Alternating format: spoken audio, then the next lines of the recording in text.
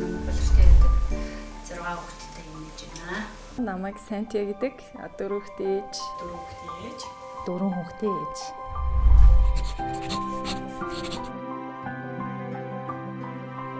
Энэ агарын бохирдлоос ээж болгон гэр бүл болгон хүн болгон маш их хайдаг.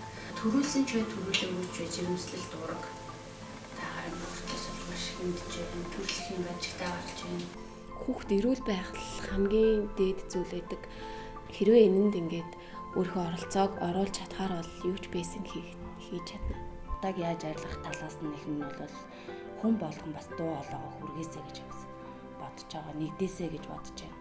Хамгийн түрүүнд л мэдээж утаагүй тий.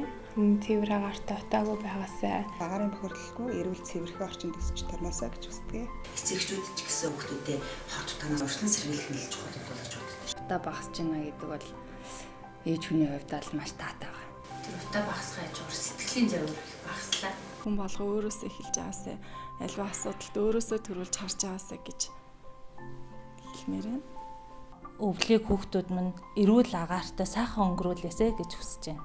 Тэгэхээр энэ үйл бяцхан үрс маань ямар ч гэсэн эмнэлгээр дүүргэж сургуулийн дүүрэн одоо ээж нар маань сайхан инээд баясгалтай эрүүл их сайхан үйл байгаасай л гэж бодож байна. Хүн бүр дор бүрнэ. Одоо ихтлхийгээ хайрлаарай. Тэгээд эцэст нь хэлэхэд утаагүй Улаанбаатарыг бий болгохын төлөө би юу хийж чадах вэ гэж та өөрөөсөө асуугаарай. Түүнийгээ хэрэгжүүлээрэй. Агарын бохирдлын эсрэг хамтдаа хүчээ нэгтгэж байгаа танд баярлалаа.